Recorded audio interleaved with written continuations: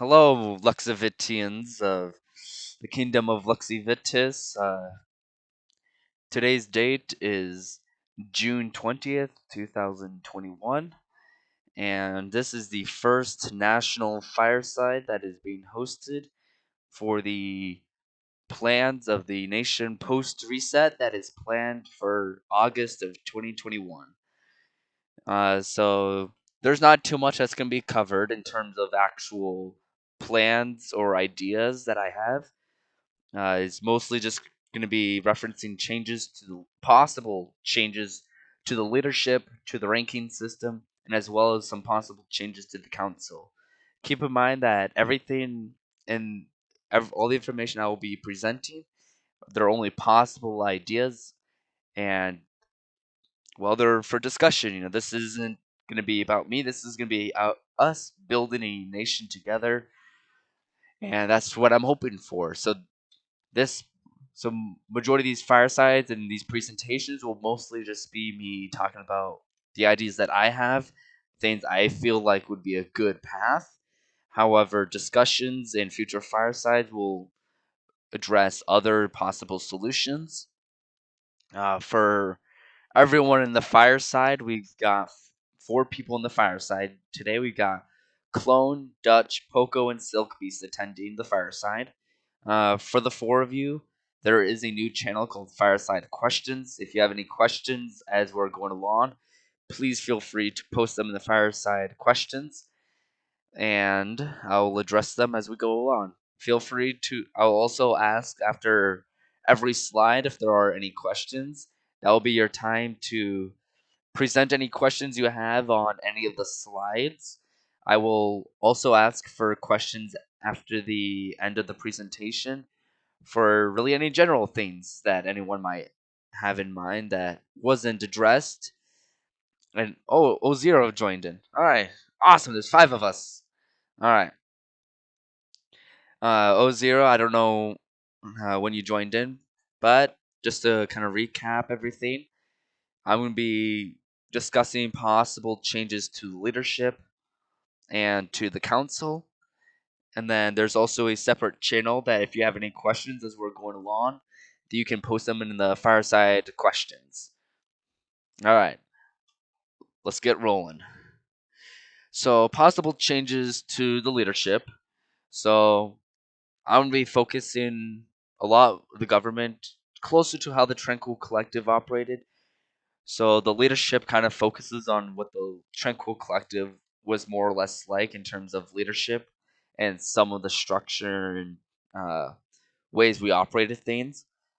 Uh, However, there will also be a lot of adaptations that I feel like will be better suited for the nation of how Luxy Vitus has been running for the past couple years. And so hopefully we'll create a better working system. So obviously, as some of the changes you may have seen just by joining this Discord server, is that there will be no High King or really King at all. Instead, the nation will become a dukedom. So there'll be the Grand Duke, who will be the nation leader, who will oversee foreign affairs and national affairs as well. And then with a leadership to help fill in certain areas of leading a nation, such as prince, spokesman, and spokesperson, and the admiral. Admiral obviously overseeing the military, the spokesperson overseeing the national council, and the prince helping the Grand Duke oversee any internal affairs. The power of different leaders will also be much more regulated and obviously all the details will have to just be ironed out as we go along. Uh, so so one major change is the admiral will not be able to take any action towards war without the Grand Duke's agreement. This is mostly to help diplomatic situations because more often than not, there have been times where uh, I have been trying to do something diplomatically, and then the military does something completely just out of the blue and can mess with diplomacy quite badly. And so this is just to help avoid any situations like that in the future. So changes to the roles below the leadership. Uh, there's the patriarch and duke, which are interchangeable. However, I may also just introduce the patriarch, despite everything, to help give a better kind of internal community, and I'll explain that at the end of this slide a bit more. So the patriarch duke interchangeability was going to be dependent on how Michael did towns post reset, and so I kind of just made it to be flexible, just in case, depending on how he did things. Uh, Patriarch, as it says, will just be the head of a group slash family of members, and they'll work to accomplish a varying of tasks. However, this will probably change because settlements will still work pretty similar to how they do now, meaning the ability of the patriarch will change a little bit, and like I said, I'll go into that a little bit more later. There's the Knight of Rossignol. I don't know French. I'm an American, but that's how I pronounce Rossignol. Uh, the Knights will serve a very similar role to how they do now, which is just an extended hand of the nation leader. They'll also act as bodyguards as need be, uh, secret police if need be, filling in all those roles as seen need be by the Grand Duke. Then the Baron will become the second to the Duke.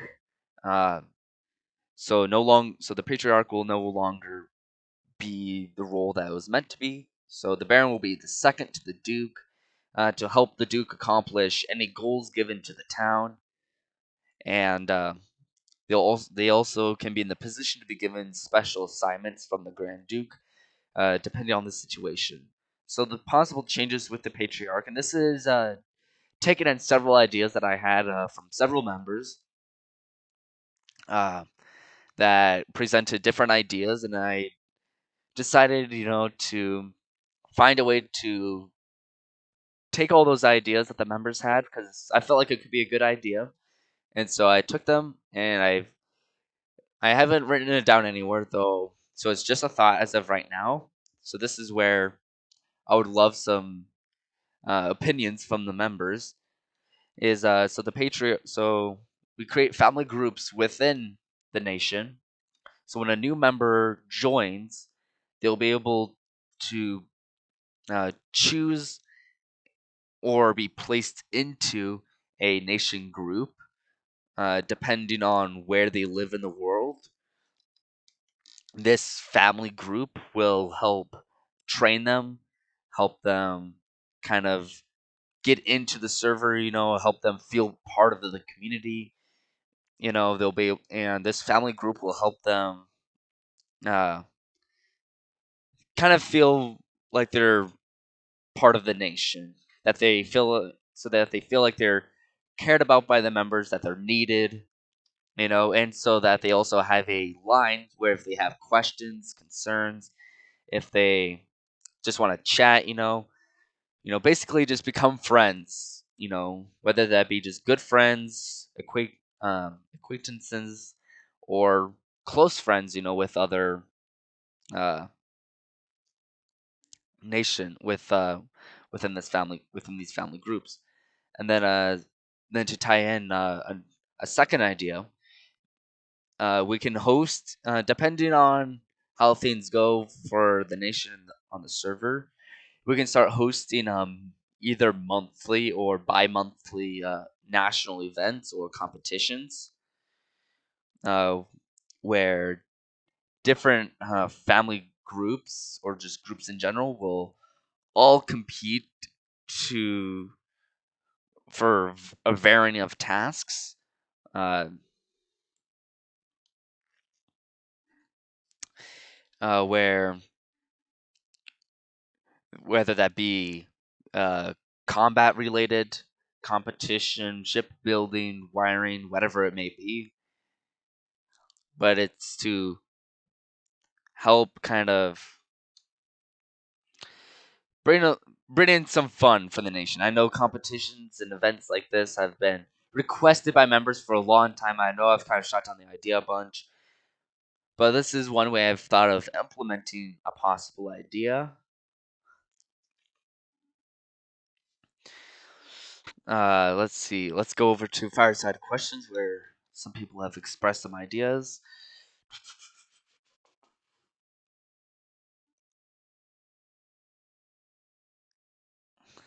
So it looks like some of the concerns.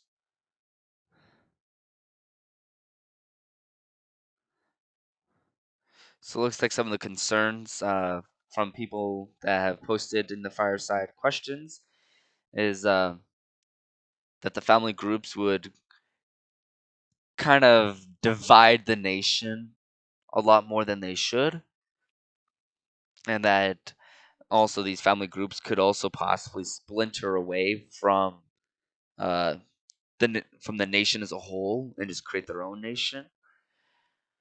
These are definitely concerns, and this is why firesides will be a thing because we'll discuss these ideas and find ways to implement these groups. There are other solutions that I know would work just as well, if not better. So I guess it's just a discussion of finding what we believe as a nation will work best for us as a whole.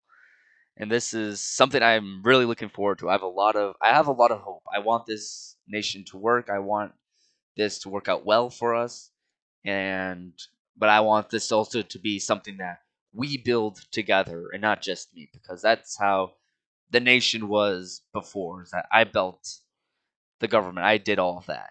I don't want it to be that way for the post reset nation. I want us to work together and find the middle ground for as many things as possible.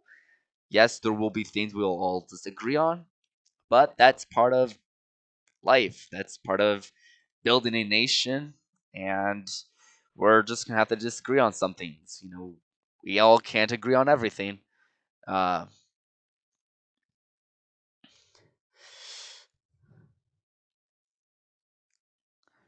and yes, Poco does bring up a good point that the groups may not split off, mostly because they wouldn't be able to defend themselves, which is a fair point because uh, they would have to bring an entire settlement with them. Otherwise, they would have to be starting from scratch without infrastructure, and that's where things are really slow, which would leave them open.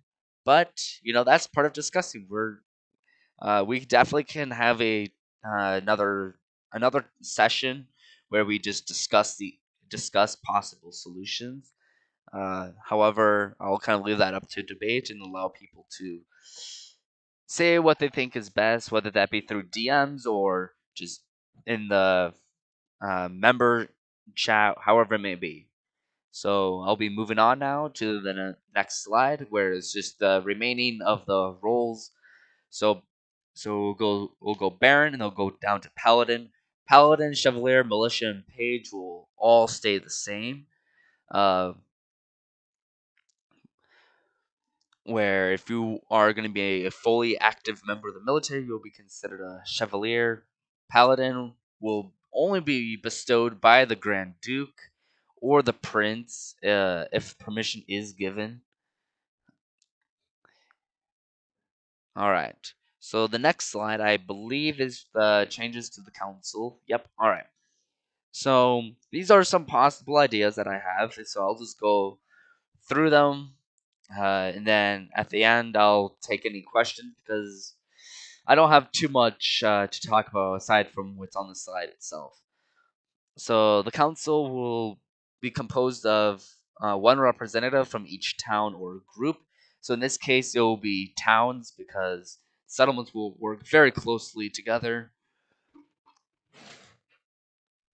Ah, man, excuse me. Uh, the only members that will not be able to be part of the council is anyone who are the dukes themselves, or if they're a member of the leadership. So, Grand Duke, Prince, spokesperson, and admiral. Well, spokesperson's already going to be on the council, so that's kind of a given. The council's main goal should be to represent the player body they are chosen to represent. So each council, with the idea that I have going on here, each council person would represent their town. Each town or will be able to bring different things to the table, whether that be ship production abilities, mining abilities, whatever it may be. And so they'll bring those things to the table uh, with the other people that are part of the council, and they'll discuss solutions there. The council, the third point, the council won't congregate until a situation arises that requires the leadership to call for a council. Basically, what this is saying is there won't be a council majority of the time. So, like right now, there's currently a standing council of Luxivitas, and they're not really used at all. They're they're they're talked to. They're used for decisions here and there, but not very often, especially in a time of peace and inactivity of the server, especially right now. So this will basically just say that when a situation comes around where a council is required, uh, the Grand Duke or the spokesperson, whoever it may be, will summon a council. The towns will vote for a representative to be a member to take a seat on the council, and then the council will be together until until the situation is diffused or is no longer needed. Then the council will be disbanded until the next situation arises.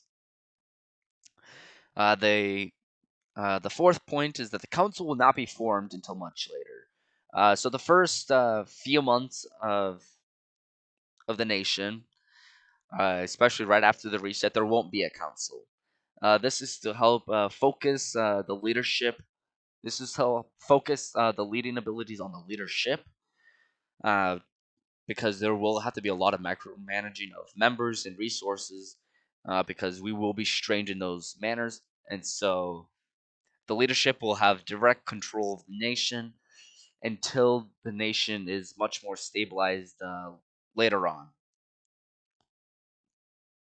And then the final point is that members, and so this is for the spokesperson in particular, members, a when the council, when it's time for the council to be used, well, wait, let me rephrase that. When we are stabilized enough to have a council, the members will select three candidates uh, of their choosing. They'll vote on the candidates of who they wish to have as a spokesperson. Then the Grand Duke, myself, will then take all three into consideration, and I'll choose one of the three to be the spokesperson. I will take a lot of things into consideration when choosing a spokesperson, mostly because there's a lot of things that have to be um, considered, especially since the spokesperson is considered a member of the leadership. And so a lot of that will come down to how much do the people trust them? How much do I trust them? How active are they? How much have they contributed to the nation in the post reset? So on and so forth. The spokesperson role is a permanent position until the members want the spokesperson to be replaced. So we could end with another Dutch situation where Dutch has served on the council for 37 months, but he's been a spokesperson for, oh man, I think the spokesperson role was created towards, I want to say in the late summer of 2018. I think is when I want to say Dutch can correct me if he has better recollection of when the role was created. Um, but he's served as basically he's been serving as the spokesperson of the council for pretty much about 3 years at this point. Uh, and no one's ever wanted to replace him. And so we could so this idea could result in another Dutch situation. Okay, looks like the fireside question is on fire. I don't know if they're discussing the previous manner or if they're actually discussing what I'm talking about. But if they are,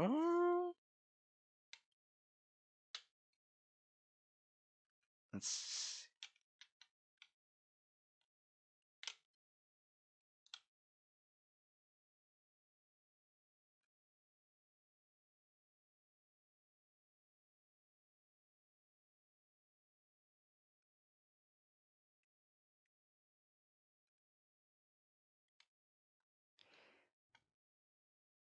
so looks like Silk is asking about not creating conflict and what would happen in the event that someone got attacked.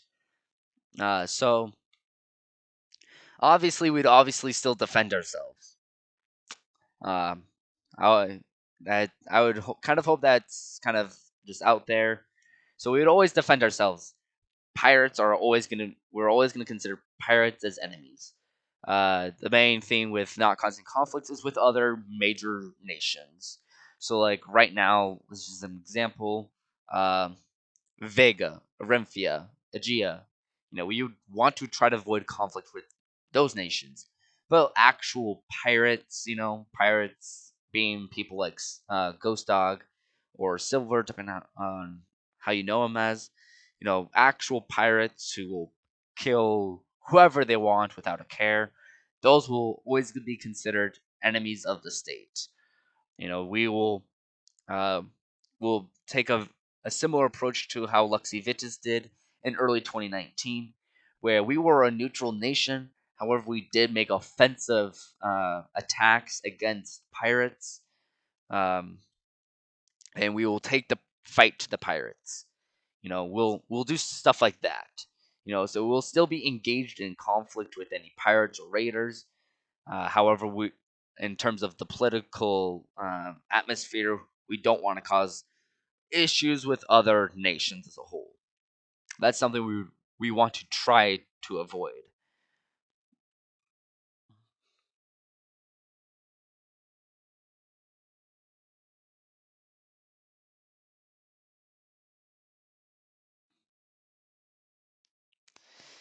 Zero.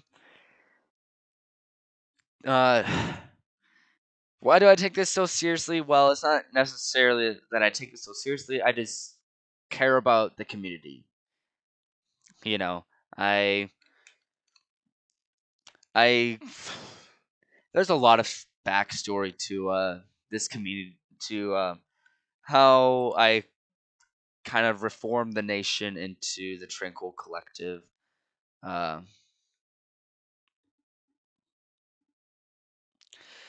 there, I initially created the Tranquil Collective because I wanted a nation that would accept people for who they were despite any flaws that they might have. That was something I felt was heavily lacking from other nations of the time.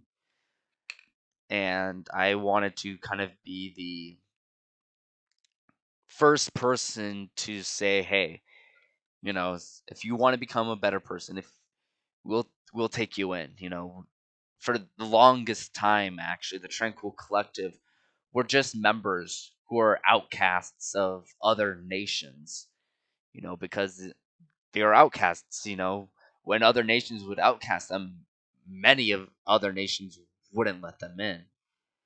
Um, so that kind of left a lot of people, without a nation.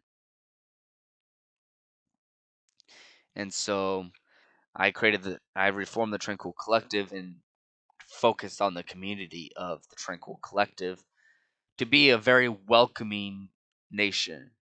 Um, there were times with some people, not everyone, just some people, that would leave the Tranquil Collective and return within a week and tell me, that the the Tranquil Collective was different, that other nations were not as welcoming, that they would join and then like they felt ignored. They didn't feel like anyone cared about them, and they would come back to my nation and they were just welcomed with open arms, and they felt cared about. They felt like they were wanted.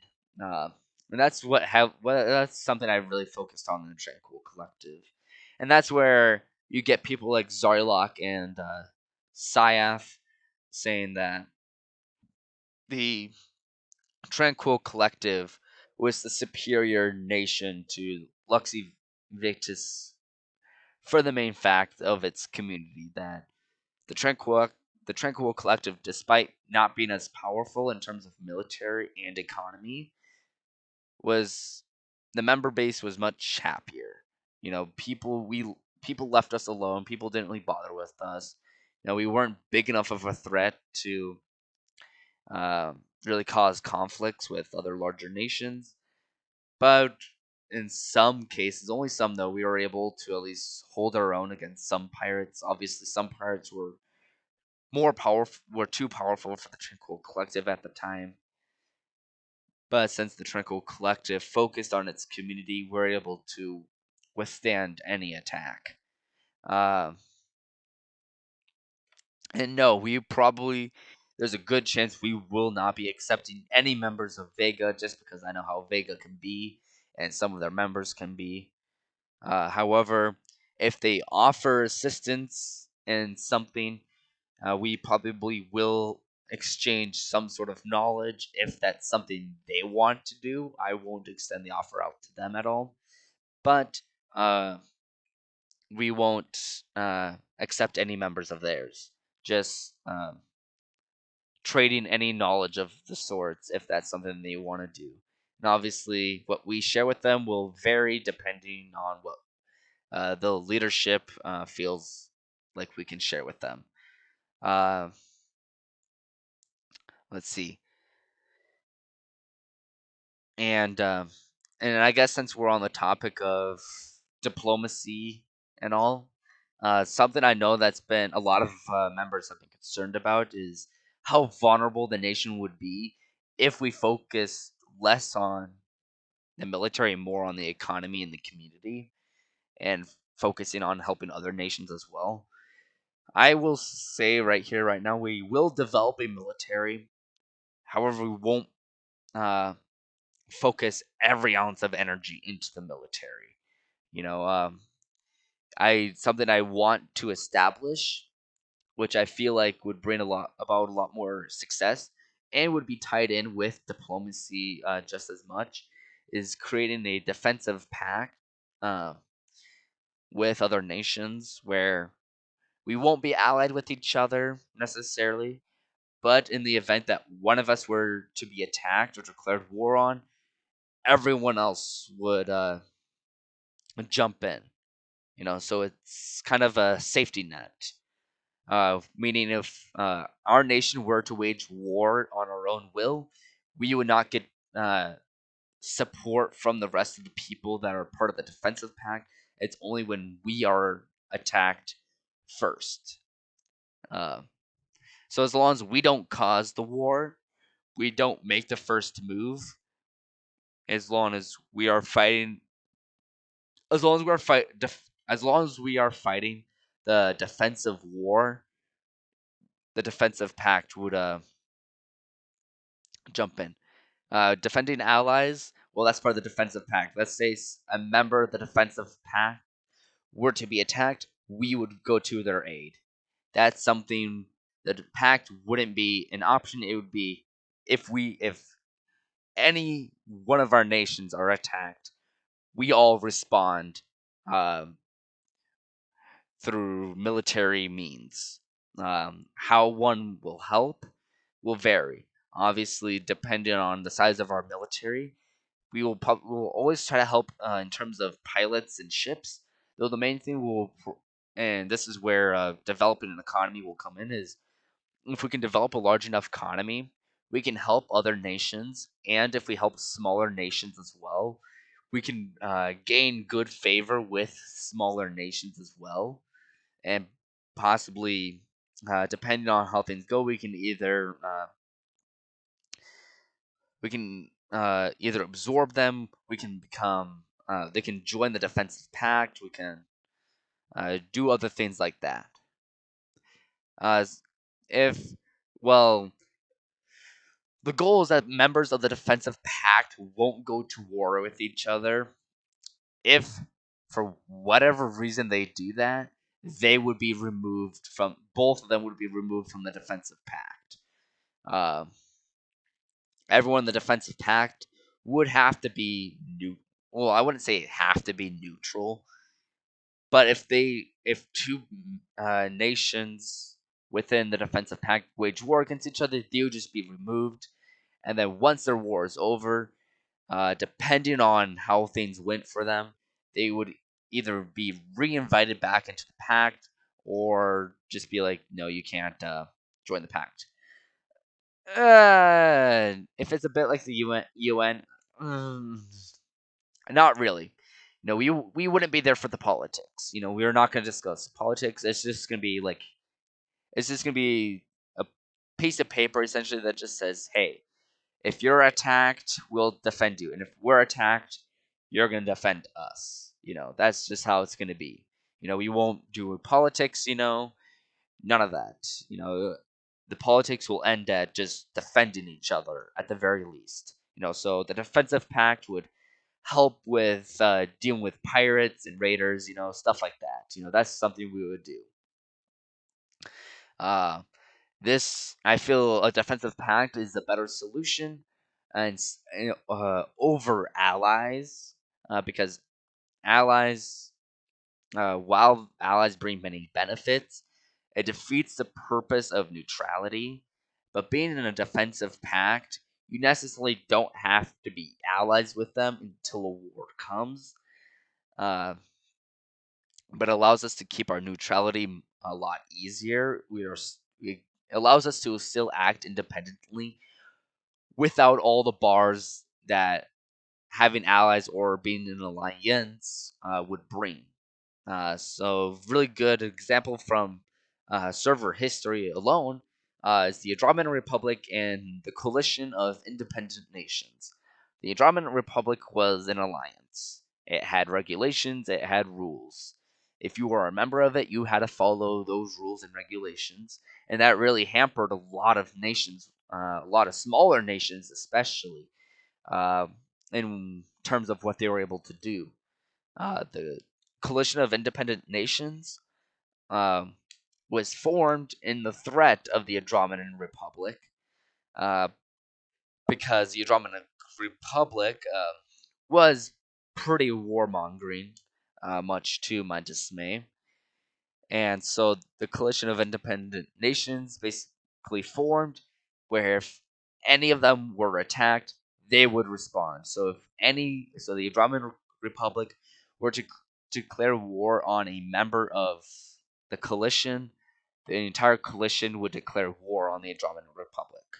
Uh, but in terms of actual uh, diplomacy and politics beyond the coalition didn't uh, really do much else other than defend each other. And yes, they would ally each other for the war, for better communication. That is something they definitely did, or at least would do. I don't think they ever had to do that. But yes, in a defensive pact, we would ally the other members of the defense of the pact, so then we can communicate with them easier for the war. Uh, we definitely will still have friends beyond the defensive pact, uh, but it won't go as far as just being allies with them. Good example would be Exerticus and Luxivitas. There were a lot of times where Exerticus and Luxivitas stood on opposite ends of the political spectrum. Uh, just who we stood with, what we stood for, stuff like that. But through it all, Luxivitas and Exerticus remained allies, even when we were considered neutral with each other. We just remained friends through it all. We did not need uh, the ally relation to say that we were friends. We were friends. That was that. Even if we had to declare war on each other, we would have respected each other. Uh, we probably would have respected each other through the conflict and understood that we had our different opinions of the war. So now I believe we're moving on to survey questions. So I'm going to try to get through these as quickly as possible, as well as through the concerns.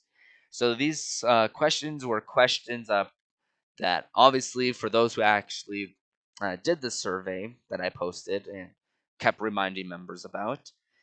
These are questions and concerns directly drawn from that survey, and I addressed pretty much all of them. I think there was only one I just kind of shrugged off because it wasn't very serious at all.